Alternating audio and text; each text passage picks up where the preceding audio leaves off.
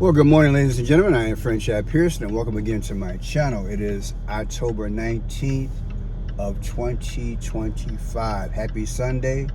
Another day the Lord has made. Let us be glad in it. Well, how much money did Donald Trump give to Argentina?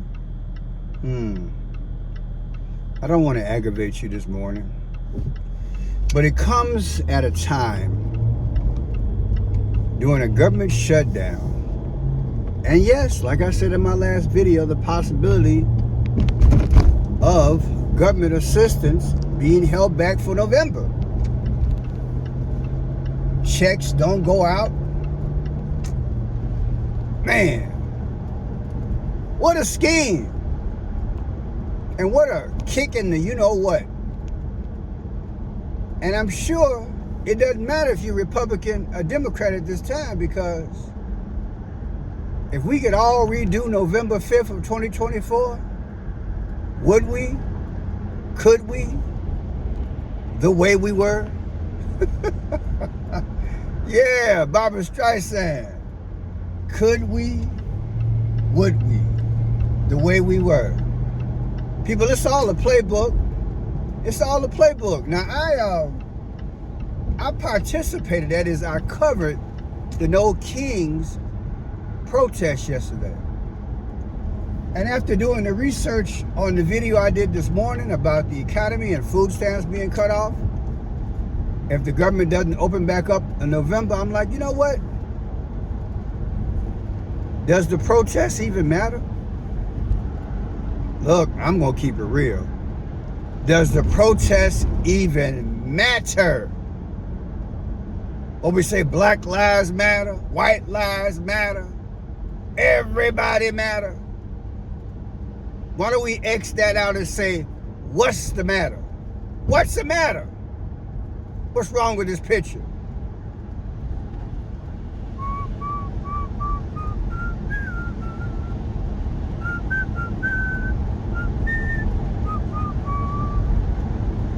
Yeah. Isn't that the guy where the leader, they say the leader of that area,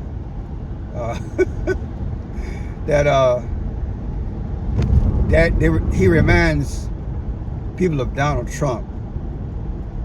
I remember when he was on the stage with Elon Musk with the chainsaw. Yeah, you're on there talking about cuts and whatnot, but yet you got your hand out now, don't you? Don't you? Woo, boy, I tell you. People, what's the New World Order really doing? Destabilized and stabilized. Destabilized and stabilized. Destabilized and stabilized. Lie, cover up, talk about waste, fraud, and abuse. See, this tariff thing, baby, they're going to keep this thing what's the good word? They're going to keep it covered up. But those in the know who are ordering stuff from overseas, you know how the tariffs are really getting down. You ordering something from overseas, the odds are it's between 10 and maybe 40%, who knows, even more, to purchase it. Man, and that's the buyer, not the consumer. That's the person in business. And people, when I tell you it's going to rock and roll in grocery stores with the EBT, can you imagine having a mom and pop grocery store and you stocking your shelves with fruits and vegetables and everything else? Because you know every week, every month with your projections with the EBT, whether people getting that money on the 1st, the 3rd, or the 5th, whatever. When I ran my KFC back in the day, I spent 19 years running KFC. Everybody know hood economics, okay? I'm gonna keep it real. If you working in the hood, you know and you understand hood economics. You know that a lot of people sell their food stamps so they can buy some drink, right? And so they can go to places like, fast food. So I already knew the game. The thing has been utilized the wrong way for a long time. But the point I'm making is that Walmart, Target, all of them, they can absorb a hit, let's say for 2 months with a government shutdown. It's the mom and pops that can't. Think about what I'm saying. The mom and pop stores that you took generations to build, those businesses, if the government shutdown continues, baby, they're going to have to lay off some people, right? They might have to fire some people. And you can only speculate that some of the food is going to spoil, and or they might take the food and discount it, which will be a good thing, but you're in business to profit. So you can't keep throwing stuff away or discounting it. Before you know it, you out of a job. So this thing definitely will have a ripple effect. We all got some skin in the game. But I told y'all, it hurts me, but I'm going to tell y'all the truth. That's not our government, people. This couldn't be our government. These have got to be fallen angels with these policies. Because no functioning, conscious human being with a soul would ever treat anyone the way they're going to treat us. I get my Social Security. Will that be in danger next? Who knows how deep the rabbit hole will go? Who knows how much they'll slash in the future? But they got money for wars, can't feed the poor, and they got money for Argentina. And it's sad. I just wanted to talk this morning because I want you guys to understand that we all a part of this now. Not that we haven't been to a certain extent, but we're all a part of it. Mom and pop businesses and grocery stores and retail, they're going to be affected. Because people who would swap out food stamps for money, they're not going to be coming to your place. They're not going to be buying. And mom and pop places that sell fruits and vegetables and food that otherwise, you stock up in your stores because you know that people who are getting the food stamps and the government assistance, if you go 2-3 months and those people aren't shopping because they're not getting that assistance, people, we're talking about a recession before the recession is even announced. So I just want to give you guys perspective. And again, let me go back to my first point. Do you think the protests mattered yesterday? Do you really think that the protests matter? I don't think it does. I'm going to tell you why. I think that as I read the signs in America and around the world, they're getting more bodacious. They're getting more bodacious. They're doing things they would never even try back in the day. And back in the day, it was a tease, a government shutdown. We've had 2 on record that went, for 3 weeks back in the day. This is the 3rd. They do a thing which I call gradualism, where they tease you. And now the big one is here. Who knows how long? If this thing goes again the 1st of the month through November, it's going to cause a ripple effect. And what I'm getting at is, when you logically think about it, we just had the biggest protests in American history this year, because I think this is either the 2nd or 3rd one, where they had the No King's Day.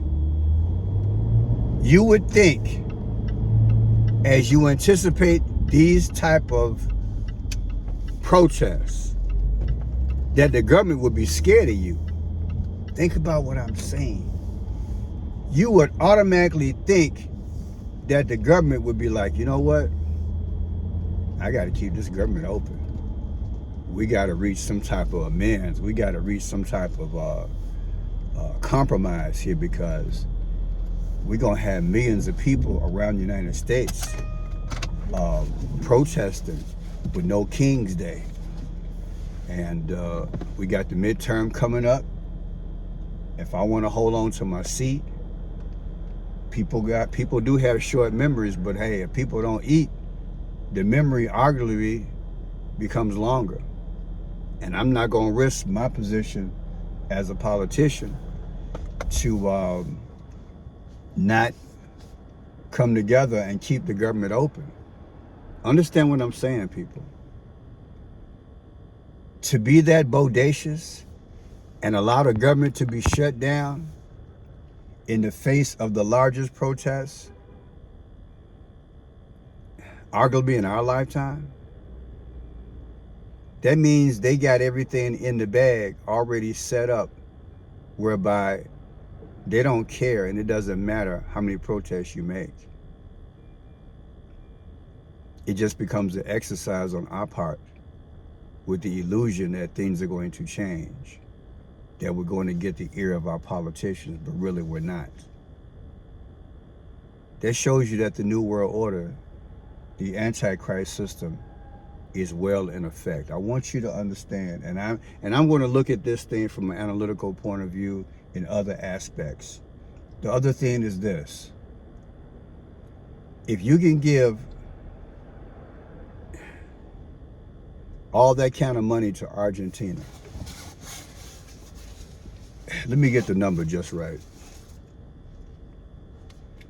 If I'm not mistaken, this is not the first time we gave money to Argentina. Just how bold is this? That doesn't mean you can't see. Just how bold this thing is.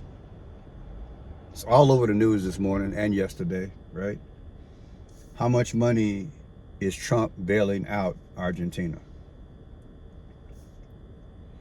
So we're talking 20 billion people. 20 billion for Argentina. And again, do you see how bodacious that is? That you can literally give out that kind of money in this environment where you do have the protests and you do have economic downturn and you do have government assistance possibly being threatened, that a government would literally risk a backlash of a great magnitude. I can see if it was just 1,000 people every now and then, every 3 months, there's a protest of 1,000 people. They're like, you know what? They'll get amnesia. They'll vote for me. I'll be okay. But you just had 500,000 in Chicago alone, people. Wrap your mind around it. We had over 500,000 in Illinois alone. With that type of historical threat or power or perceived power, no politician in their right mind would ever risk their seat unless there's a stronger power that they're having to consider, and unless something is already in place where they're full blast into their plan. And I strongly suggest to you that the New World Order plan, this New World Order plan, is in full effect. And they're going to continue to do questionable things which you'll be like, wow, how could they? The bodaciousness of it. I'm trying to explain to you on this Sunday morning why they're doing it. Because the Antichrist already has a system in place. And it doesn't matter how many picket signs you have, how much you scream, how much you protest. It doesn't matter anymore. And don't think they're going to tell you. It's my job as a content creator to be relevant. And I think I just aced it. Tell me how you feel. You might comment and say, well, Pearson, I've always felt the protest doesn't matter. I would argue and say that protests, depending on what the subject matter is, and especially if it's economic boycott, it can make a change. But this one here, this one is about illegals and other things which are sprinkled in the mix. And that's a lot of power, that's a lot of votes, that's a lot of sway. And for some strange reason, they don't feel threatened. Congress doesn't feel threatened. Trump doesn't feel threatened. And their goal goes on. I love the country. My awareness of the country happened when I was 17. And I started seeing things from a different perspective. And now that I'm an adult, of course, I see it way different than I was when I was a teenager. In time, your perspective changes and you get a little wisdom about what you see. And I remember reading the history of the Depression with FDR. You can Google it. It takes time to find it. But FDR, during the Depression, they said milk was poured in the river, and many of the livestock were killed instead of feeding the people. That's what I read. If you've heard that, put in the comment section. Livestock was killed during the Depression as opposed to feeding people. And milk was poured in the water, in the rivers and the lakes and the streams. That let me know that during that period, they were full throttle on making that Depression work. And I don't think anything has changed now. That is, when they have a plan, when the powers have a plan, again, it doesn't matter if you pick it.